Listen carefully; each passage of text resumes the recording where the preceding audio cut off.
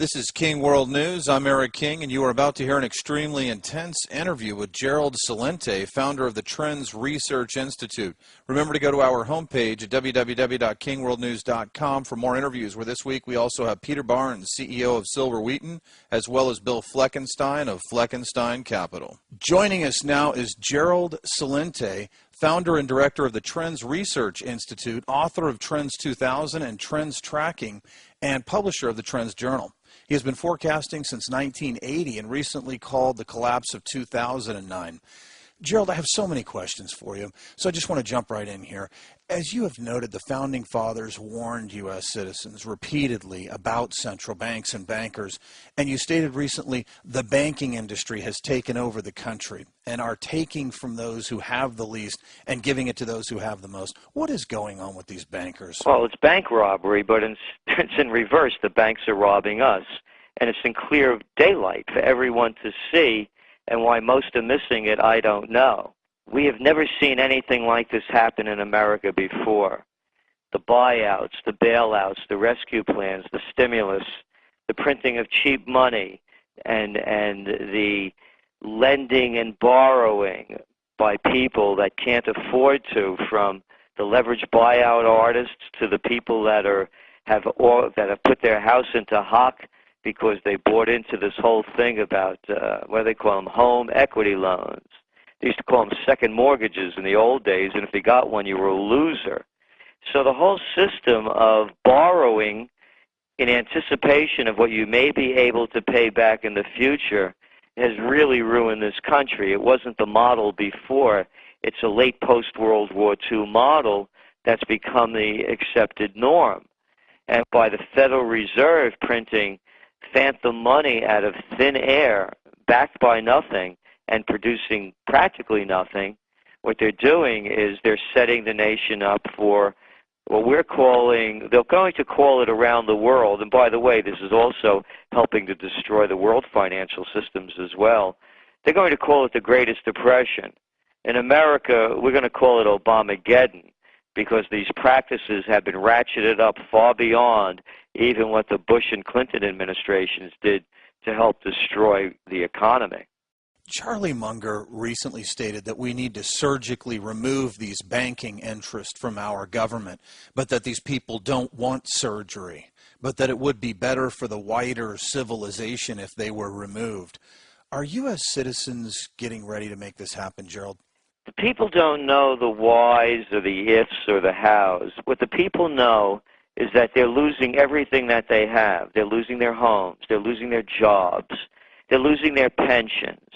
Kids are graduating out of college with degrees that are worthless and sunk in debt far beyond that anyone could have ever imagined when I was growing up.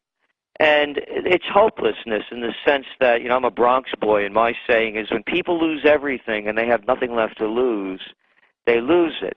One of the great hypocrisies of what's going on now is that this is the nation that was built upon and drilled into our heads over and over and over again about free market capitalism, that you rise and fell on your own accord, except now we're told when the too big to fails fail. Then the game is over. Then all this hand-wringing, we have to save the too big to fails.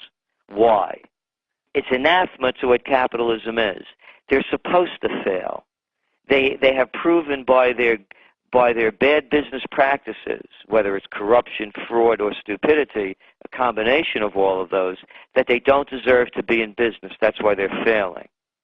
And rather than letting them fail, as the capitalist system is supposed to work, so that then those market shares are then picked up by the survivors, no. Instead, they're giving the too big to fails more money so they could buy out the competition. And here's what's really going on that no one is talking about.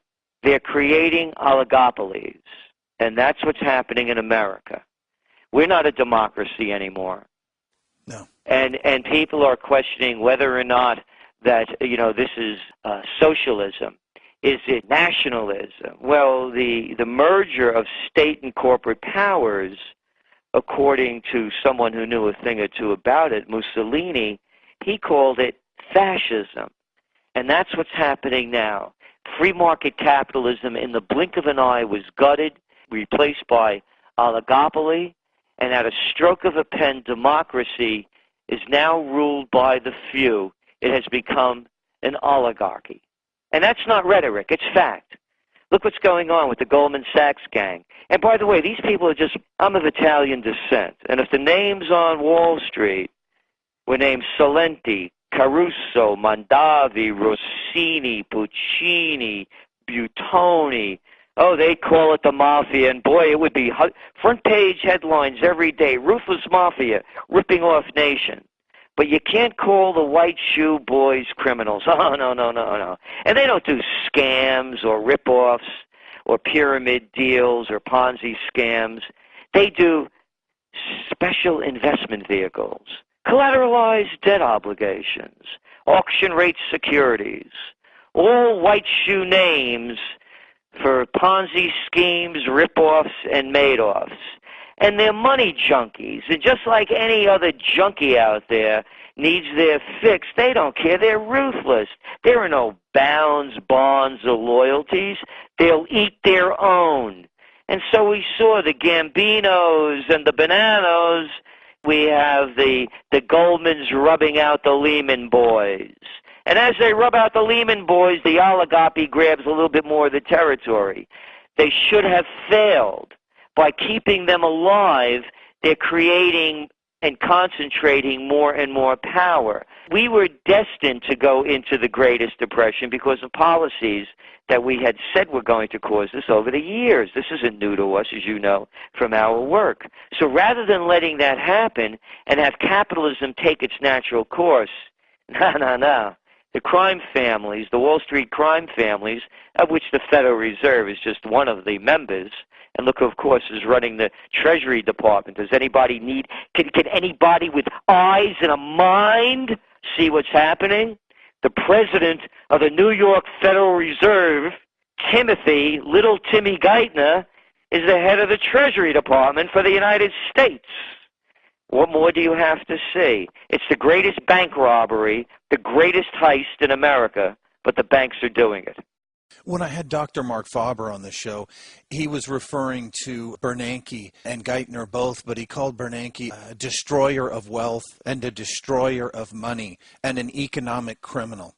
As I listen to you speak, I'm hearing that same type of language come out of you, and you sound furious about this, Gerald. Well, I'm furious because, I don't like getting raped. I'm not an imbecile. I don't like my money going to the Goldman Sachs gang. I mean, can anybody understand that? As we say in Italian, capisce? What am I, an imbecile? Am I 8 years old? And I'm listening to some clown of a politician trying to talk to me like I'm in a high school auditorium? I mean, you know the story.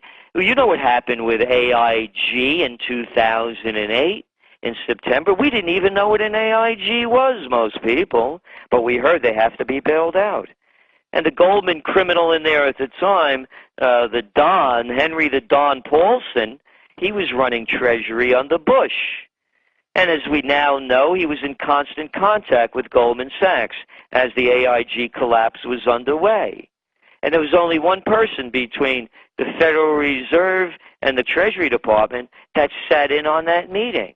And that was Lloyd Blankfein, the current CEO of Goldman Sachs. And as you well know, Eric, that $13 billion of our money that had to go save AIG went directly into the pockets of the Goldman Sachs gang so that we could cover their losses 100%. And what do they do with the other tens of billions of money of what we've given them? Oh, in 2008, as 9 companies, these so-called investment banks, how about casinos that gamble? Of course, we have to use the venerable investment banks, the white shoe language. Casinos that gamble, what did they lose? What, $81 billion? And they cut up the money that we gave them. They skimmed off the top, what, $33 billion in bonuses for themselves? I'm not an imbecile. It's an affront to my intelligence. And as a citizen of this country, it's an affront to my citizenship. Congressman Stearns had an amazing exchange with former Treasury Secretary Paulson, which has been seen all over the world. And in that exchange, he was basically condemning Paulson for his actions and saying that you basically came before us and you lied to us and you did a bait and switch, and that you needed this money to go in and to buy toxic assets, and that as soon as you got the money, you turned around and you did a bait and switch on us. And he said you did that within 10 days, and Paulson said the situation changed, and Congressman Stearns said in 10 days? And he also said to him that that money that went to AIG, if it wasn't put into AIG, he said if AIG wasn't bailed out, that Goldman would have been bankrupt. And Congressman Stearns is on the inside of this stuff and has a good feel for it. So what about